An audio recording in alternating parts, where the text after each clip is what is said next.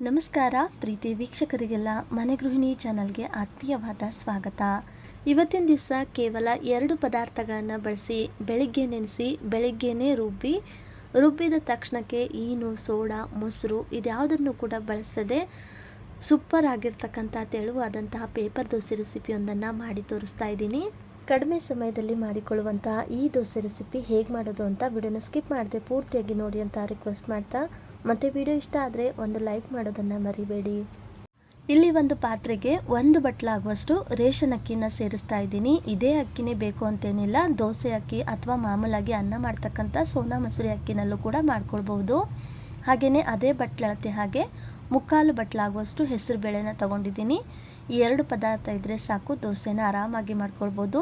ಇವೆರಡನ್ನು ಕೂಡ ಚೆನ್ನಾಗಿ ನೀರಿನಲ್ಲಿ 1-2-3 ಸತಿ ವಾಶ್ ಮಾಡಿ ಇವಾಗ 3 ಬಟ್ಲಾಗುವಷ್ಟು ನೀರನ್ನು ಸೇರಿಸಿ ಎಷ್ಟೊತ್ತು ಇದನ್ನು ನೆನೆಸ್ಬೇಕು ಅಂತ ಹೇಳಿದ್ರೆ, ನೀವು ಸಾಮಾನ್ಯವಾಗಿ ದೋಸೆಗೆ ಅಂತ ಚಟ್ನಿ ಪಲ್ಯ ಅಂತೂ ಮಾಡ್ಕೊಳ್ತಿರ್ತೀರಲ್ವ, ಅದು ಮಾಡೋಷ್ಟರಲ್ಲಿ ಅಕ್ಕಿ ಬೇಳೆ ಕೂಡ ಚೆನ್ನಾಗಿ ನೆಂದಿರುತ್ತೆ. ಸರಿಸುಮಾರು ಒಂದು ಅರ್ಧ ಗಂಟೆಗಳ ಕಾಲನಾದರೂ ಇಲ್ಲಿ ನಾವು ಈ ಬೇಳೆ ಅಕ್ಕಿನ ನೆನೆಸೋಕ್ಕಿಡಬೇಕಾಗುತ್ತೆ. ನೋಡಿ, ಇವಾಗ ಅರ್ಧ ಗಂಟೆ ಚೆನ್ನಾಗಿ ಅಕ್ಕಿ ಬೇಳೆ ಎಲ್ಲವೂ ಕೂಡ ನೆಂದಿದೆ. ಒಂದ್ಸತಿ ನೀವು ಅಕ್ಕಿ ಮತ್ತು ಬೇಳೆನ ಕೈನಿಂದ ಈ ಥರ ಪ್ರೆಸ್ ಮಾಡಿ ನೋಡಿ, ಅದು ಈಸಿಯಾಗಿ ಕಟ್ ಆಗ್ತಾ ಇದೆ ಅಂದರೆ ಚೆನ್ನಾಗಿ ನೆಂದಿದೆ ಅಂತಲೇ ಅರ್ಥ. ಬೆಳಗಿನ ತಿಂಡಿಗೆ ಮಾಡ್ಕೊಳ್ಬೇಕಾದ್ರೆ ಬೆಳಗ್ಗೆ ಎದ್ದ ತಕ್ಷಣಕ್ಕೆ ನೆನೆಸಿಟ್ರೂ ಕೂಡ ಸಾಕು, ರಾತ್ರಿ ನೆನೆಸಿಡಬೇಕು ಅಂತೇನಿಲ್ಲ. ಇವಾಗ ಇದನ್ನು ಮಿಕ್ಸರ್ ಜಾರ್ಗೆ ಸೇರಿಸ್ತಾ ಇದ್ದೀನಿ. ಮತ್ತು ಇಲ್ಲಿ ರುಬ್ಬೋದಕ್ಕೆ ನೆನೆಸಿರ್ತಕ್ಕಂಥ ನೀರನ್ನು ಸೇರಿಸಿ ಪೂರ್ತಿ ನೈಸಾಗಿ ಗ್ರೈಂಡ್ ಮಾಡ್ಕೊಳ್ತಾ ಇದ್ದೀನಿ. ಈ ನೆನೆಸಿರ್ತಕ್ಕಂಥ ನೀರಿನಲ್ಲಿ ಸ್ವಲ್ಪ ಲೈಟಾಗಿ ಹುಳಿ ಅಂಶನ ತುಂಬಿಕೊಂಡಿರುತ್ತೆ, ಅಂದರೆ ಜಾಸ್ತಿ ಹೊತ್ತೇ ನೆನೆಸಿಲ್ಲ, ಒಂದು ಅರ್ಧ ಗಂಟೆನೇ ನೆನೆಸಿರೋದು. ಆದರೂ ಕೂಡ ಅದೇ ನೀರನ್ನು ಹಾಕಿ ನಾವು ಗ್ರೈಂಡ್ ಮಾಡ್ಕೊಳ್ಳೋದ್ರಿಂದ ದೋಸೆ ಹಿಟ್ಟು ಚೆನ್ನಾಗಿ ರೆಡಿಯಾಗಿ ಮಾಡುವಂಥ ದೋಸೆ ಕೂಡ ತುಂಬಾ ಚೆನ್ನಾಗಿ ತಯಾರಾಗುತ್ತೆ. ರುಬ್ಬಿರ್ತಕ್ಕಂಥ ಹಿಟ್ಟನ್ನು ಒಂದು ಪಾತ್ರೆಗೆ ಸೇರಿಸಿ ರುಚಿಗೆ ತಕ್ಕಷ್ಟು ಉಪ್ಪು ಹಾಗೆ ಸ್ವಲ್ಪ ಸಕ್ಕರೆನ ಸೇರಿಸ್ತಾ ಇದ್ದೀನಿ. ಸಕ್ಕರೆ ಹಾಕೋದ್ರಿಂದ ದೋಸೆಗೆ ಒಂದು ರೀತಿಯ ಬಣ್ಣ ಬರುತ್ತೆ ಅನ್ನೋದಕ್ಕೆ, ಬೇಡ ಅಂದರೆ ಸ್ಕಿಪ್ ಮಾಡ್ಬೋದು.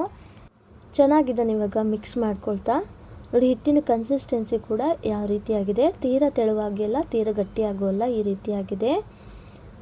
ಪುನಃ ಇದನ್ನು 1-2 ನಿಮಿಷಗಳ ಕಾಲ ಇದೇ ಥರ ನಾವು ಬೀಟ್ ಮಾಡೋದ್ರಿಂದ ಹಿಟ್ಟಿನಲ್ಲಿ ಒಂದು ಸ್ವಲ್ಪ ಗಾಳಿ ಅಂಶ ತುಂಬಿಕೊಂಡು ಹಿಟ್ಟು ಹಗುರಾಗಿ ಮಾಡುವಂಥ ದೋಸೆಗೆ ನಾವು ಸೋಡಾನ ಇಲ್ಲದೇನೂ ಕೂಡ ಚೆನ್ನಾಗಿ ಮಾಡ್ಕೊಳ್ಬೋದು. ಬೇಕು ಅಂದರೆ ನೀವಿಲ್ಲಿ ಸೋಡಾನ ಆ್ಯಡ್ ಮಾಡಿಕೊಂಡು ಕೂಡ ದೋಸೆನ ರೆಡಿ ಮಾಡ್ಕೊಳ್ಬೋದು.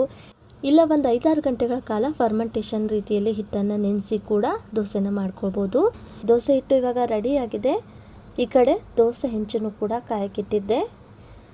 ಹೆಂಚಿಗೆ ಒಂದು ಸ್ವಲ್ಪ ಎಣ್ಣೆನ ಅಪ್ಲೈ ಮಾಡಿ ಚೆನ್ನಾಗಿ ಅದನ್ನು ಕಾಯಿಸ್ಕೊಂಡು ನೀರಿನಿಂದ ಚಿಮುಕಿಸಿ ದೋಸೆ ತವ ಹೀಟನ್ನು ಕಡಿಮೆ ಮಾಡಿಕೊಂಡು ಲೋ ಫ್ಲೇಮ್ನಲ್ಲಿ ದೋಸೆನ ಹಾಕ್ತಾ ಇದ್ದೀನಿ.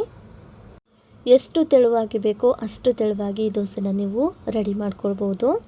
ನಂತರ ಈ ಥರ ಮುಚ್ಚಳದಿಂದ ಮುಚ್ಚಿ 1 ನಿಮಿಷ ಬೇಯಿಸಿ, ತದನಂತರ ಗ್ಯಾಸ್ ಫ್ಲೇಮನ್ನು ಒಂದು ಸ್ವಲ್ಪ ಮೀಡಿಯಮ್ ಉರಿಗಿಂತ ಒಂದು ಸ್ವಲ್ಪ ಜಾಸ್ತಿ ಉರಿನಲ್ಲಿಟ್ಟು ಬೇಯಿಸಬೇಕಾಗುತ್ತೆ. ಸ್ವಲ್ಪ ಮೇಲೆ ನಾನಿಲ್ಲಿ ತುಪ್ಪನ ಅಪ್ಲೈ ಮಾಡ್ತಾ ಇದ್ದೀನಿ.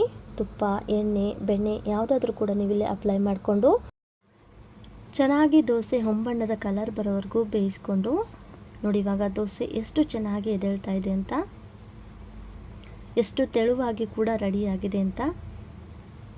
ಕೇವಲ 2 ಪದಾರ್ಥಗಳನ್ನು ಬಳಸಿ ರುಬ್ಬಿದ ತಕ್ಷಣಕ್ಕೆ ಮಾಡಿರ್ತಕ್ಕಂಥ ದೋಸೆ ಎಷ್ಟು ಸೂಪರ್ ಆಗಿ ಬಂದಿದೆ ಅಂತ ನೋಡ್ತಾ ಇದ್ದೀರಲ್ಲ.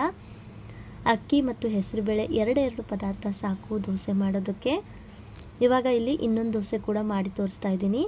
ಪ್ರತಿ ಬಾರಿಗೂ ದೋಸೆ ಮಾಡಬೇಕಾದ್ರೆ ದೋಸೆ ತವ ಹಿಟ್ಟನ್ನು ಕಡಿಮೆ ಮಾಡಿಕೊಂಡು ಲೋ ಫ್ಲೇಮ್ನಲ್ಲಿ ದೋಸೆನ ಹಾಕಿ ಒಂದು ಮುಚ್ಚಳದಿಂದ ಮುಚ್ಚಿ 1 ನಿಮಿಷ ಹಾಗೆ ಇದನ್ನು ಬೇಯಿಸಿ, ನಂತರ ಮೀಡಿಯಮ್ ಉರಿಗಿಂತ ಒಂದು ಸ್ವಲ್ಪ ಜಾಸ್ತಿ ಉರಿನಲ್ಲಿಟ್ಟು ದೋಸೆ ಮೇಲ್ಗಡೆ ಸ್ವಲ್ಪ ಹಸಿ ಬೆಂದಿದೆ ಅಂದಾಗ ಎಣ್ಣೆ, ಬೆಣ್ಣೆ, ತುಪ್ಪನ ಅಪ್ಲೈ ಮಾಡಿ ಈ ಥರ ಸ್ವಲ್ಪ ದೋಸೆ ಹೊಂಬಣ್ಣದ ಕಲರ್ ಬರೋವರೆಗೂ ದೋಸೆ ತವನ ಒಂದು ಸ್ವಲ್ಪ ತಿರುವುತ್ತಾ ಎಲ್ಲ ಭಾಗದಲ್ಲೂ ಕೂಡ ಚೆನ್ನಾಗಿ ಬೇಯಿಸ್ಕೊಂಡ್ರೆ ಸೂಪರ್ ಆಗಿರ್ತಕ್ಕಂಥ ದೋಸೆ ತಯಾರಾಗುತ್ತೆ. ನೋಡ್ತಾ ಇದ್ದೀರಲ್ಲ, ಈ ಒಂದು ದೋಸೆನೂ ಕೂಡ ಎಷ್ಟು ಚೆನ್ನಾಗಿ ರೆಡಿಯಾಗಿದೆ ಅಂತ. ಈ ರೀತಿ ಕೋನ್ ರೀತಿಯಲ್ಲಿ ಈ ಒಂದು ದೋಸೆನ ರೋಲ್ ಮಾಡ್ತಾ ಇದ್ದೀನಿ. ನೋಡಿ ಎಷ್ಟು ಚೆನ್ನಾಗಿ ರೆಡಿಯಾಗಿದೆ ಅಂತ. ನೋಡಿ, ರಾತ್ರಿ ನೆನೆಸಿಡಬೇಕು ಅಂತೇನಿಲ್ಲ, ಫರ್ಮೆಂಟೇಷನ್ ಮಾಡಬೇಕು ಅನ್ನೋದೇನಿಲ್ಲ, ಈನು, ಸೋಡಾ, ಮೊಸರು ಇದ್ಯಾವುದು ಕೂಡ ಬೇಕಾಗೋದಿಲ್ಲ, ರವೆ ಕೂಡ ಬೇಡ. ಬೆಳಿಗ್ಗೆ ಎದ್ದಾಗ ನೆನೆಸಿ ಒಂದು ಅರ್ಧ ಗಂಟೆಯಲ್ಲಿ ರುಬ್ಬಿದ ತಕ್ಷಣಕ್ಕೆ ಮಾಡಿಕೊಳ್ಳುವಂತಹ ದೋಸೆ ರೆಸಿಪಿ. ಇದೇ ದೋಸೆ ಹಿಟ್ಟಿನಿಂದ ನೀವು ಬೇಕು ಅಂದರೆ ಮಸಾಲೆ ದೋಸೆ ಹಾಗೂ ಕೂಡ ಮಾಡ್ಕೊಳ್ಬೋದು. ಸ್ವಲ್ಪ ಸೋಡಾ ಬೆರೆಸಿ ದೋಸೆ ಹಿಟ್ಟನ್ನು ಸ್ವಲ್ಪ ದಪ್ಪದಾಗಿ ಹಾಕಿ ಸೆಟ್ ದೋಸೆ ರೀತಿಯಲ್ಲೂ ಕೂಡ ಮಾಡ್ಕೊಳ್ಬೋದು. ಸೊ ನೋಡಿದ್ರಲ್ಲ ಸ್ನೇಹಿತರೆ, ಪ್ರತಿಯೊಂದು ದೋಸೆನೂ ಕೂಡ ಇದೇ ಥರ ಚೆನ್ನಾಗಿ ಬರುತ್ತೆ. ಹೆಚ್ಚು ಸಮಯ ಬೇಡ, ಹೆಚ್ಚು ಪದಾರ್ಥ ಬೇಡ, ಕೇವಲ 2 ಪದಾರ್ಥಗಳನ್ನು ಬಳಸಿ ಮಾಡಿರ್ತಕ್ಕಂಥ ಇವತ್ತಿನ ಈ ದೋಸೆ ರೆಸಿಪಿ ವಿಡಿಯೋ ನಿಮಗೆಲ್ರಿಗೂ ಹೇಗನ್ನಿಸ್ತು ಅಂತ ಕಮೆಂಟಲ್ಲಿ ತಿಳಿಸಿ. ವಿಡಿಯೋ ಇಷ್ಟ ಆಗಿದೆ ಅಂತ ಅಂದ್ಕೊಳ್ತೀನಿ. ಇಷ್ಟ ಆಗಿದ್ದರೆ ಒಂದು ಲೈಕ್ ಮಾಡಿ, ಶೇರ್ ಮಾಡಿ ನಿಮ್ಮ ಫ್ರೆಂಡ್ಸ್ ಆ್ಯಂಡ್ ಫ್ಯಾಮಿಲಿ ಜೊತೆಗೆ. ಹಾಗೆಯೇ ಮನೆ ಗೃಹಿಣಿ ಚಾನಲ್ನು ಕೂಡ ಸಬ್ಸ್ಕ್ರೈಬ್ ಮಾಡಿಕೊಂಡು ಸಪೋರ್ಟ್ ಮಾಡಿ ಅಂತ ಹೇಳ್ತಾ, ಈ ರೆಸಿಪಿ ನೋಡಿದಂಥ ಎಲ್ಲರಿಗೂ ಧನ್ಯವಾದಗಳು.